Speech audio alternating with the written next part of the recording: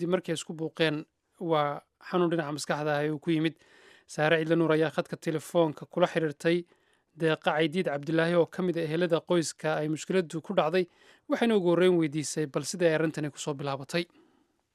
arrintaasi waxay ku bilaabantay in hooyada carruurta dhashay ay xanuunsatay. marka carruurtu waxay ahaayeen 3 gabdhood. ta u weyn waxa weeyaan 13 jir, ta labaad waxa weeyaan 8 jir, ta ugu yarna waa 3 jir. marka labada roon foster waxay u geeyeen dad muslim ah.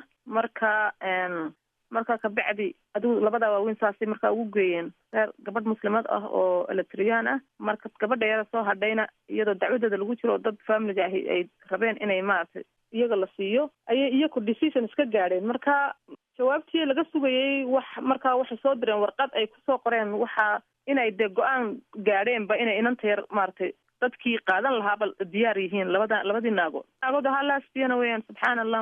markay u sheegeen inay labadaa qof u heleen waxay tiri hooyadii may hadda kuma ihi, waa inaad waxaad joojisaan oo dad kale oo muslina oo diinteyda le waa inaad maaragtay u diyaarisaan oo u raadisaan. oo waayahay bay yidhahdeen annagaa isku noqonayna directorkayagii social serviceska ayaan ku noqonaynaa ee xaafadda Harrow xaafad London kamida weeyaan xaafadda Harrow.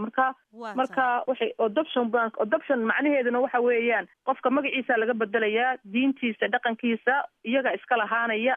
marka waa arrin naga yaabisay oo aan argagaxsan ugu riday. weliba loo geeyay warqadii markaa aragnay ee loo soo diray gabadhii markaas warqadii ay ku qoran tahay waa inaad nabadgeliyeyso ilmahaagii 12 maxaa ladaa duhurnimo maalintii taariikhdii 29 January. waa tahay marka maalintii markaa one day maalin ka hor baa markaa aan arrintii markaan ogaaday anigu one day waan cararay. waxaan tegay marka anigu waxaan ka shaqaynayay organization 1 year jiray hadda oo la yidhahdo hal show women development la yidhahdo oo dumarka maaragtay horumarintooda ka shaqeeya. horumarintooda iyo dumarka maaragtay depressionka iyo la shaqeeya iyo wixii caawimo u baahan ee kaleba. marka waxaan la kaashaday markaa qolo la yidhaahdo Victoria Columbia la yidhaahdo oo carruurta Afrikaanka ah u dooda oo social serviceska la dagaalanta. qoladii baan u tegay. markaan u tegay waxay qoladii baa warqad diyaarisay. warqad bay u direen directorkii social service directorkii bay u direen. arrintani maaha wax caqliga galoon bay iyay yidhaahdeen, wax dhici kara maaha. warqadii bay direen. marka waa isla one day waxaan organize gareeyay marka in la banaan baxo oo Soomaalidu oo Soomaalidu de soo baxaan. marka wixii aan garanayay madrasad quraanka aan ka tirsanahay oo aan tagana waan u sheegay gabdhihii aan isku xidhnayn. waxaan dadkii baan warkii gaadhsiinay Soomaalida iyada waxaan nirso kaalay noo soo gurmada aanu banaan baxno halka istaagno aynu soo sameeyno. community xaafadda ku yaalay xaafadan waxaan ka dhacayaan iyaga laftooda waan u tagay waan u sheegay oo way ogaayeen xaalka inantan. marka 2 sano arrintan socotay anigu mar dambaan ogaaday.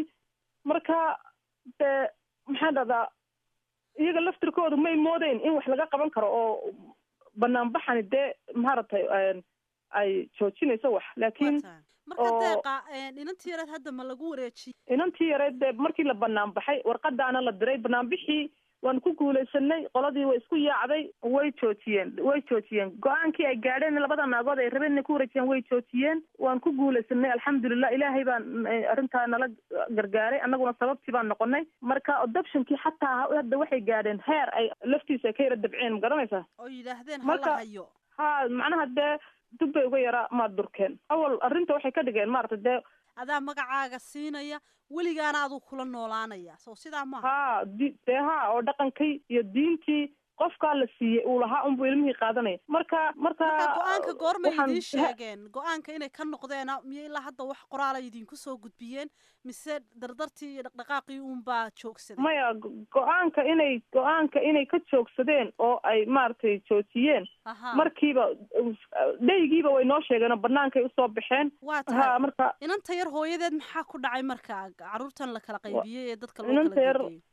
inanta yar hooyadeed waxaa ku dhacay depression baa ku dhacay, hurdo la-aan baa ku dhacday. marka 7 sano ka hor ayuu ku dhacay xanuunkaasi. xatan 3 jirka way ku dhashay xanuunka iyadoo qabta. inanta aabaheed xaguu ku maqan yahay deeqa? inanta aabaheed isaga laftiisa wuu xanuunsanaya. isaga laftiisa aan caadi ahayn wuu joogaa laakiin isaga laftiisa qof depression haya oo xanuunsanaya.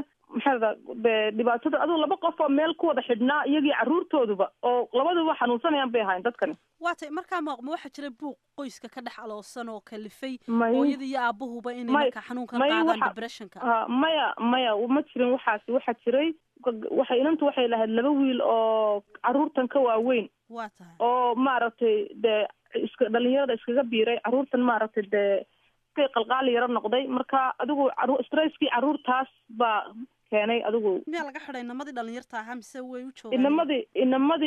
inamadii mid waxa loo wareejiyey Holland. markii hore Holland bay kasoo wareegeen original wasaarku. waa tahay marka inamadii mid Holland baa lagu celiyey. hadda midna weli uu xidhan yahay oo jeel buu ku jiraa. marka hooyadan dhibaatadaasaa u keentay dhibaatadan kale ee maaragtay de stresskan iyo inay carruurtii kale xataa faraheeda ka baxdo. ugu dambeyntii iminka maxaa lagu rajo wan yahay? rajo intee laag baa laga qabaa in carruurteedii loo soo celiyo oo reerkii mar dambe la iskula soo doonto oo ay meel u degaan? wallahi rajo weyn baan qabnaa imika alxamdulilah. waxaan sugaynaa dhakhtarkeeda inay maaragtay adigu wiigagan soo socda inay dhakhtarkeedii aragto oo la baadho maxaa ladaa caafimaadkeedii dee la eego iyo maxaa ladaa kiiskan kalena wuu noo socdaa insha allah. marka waxaan rajaynaynaa inay maaragtay dee haas wanaagsan ku dhammaato insha allah.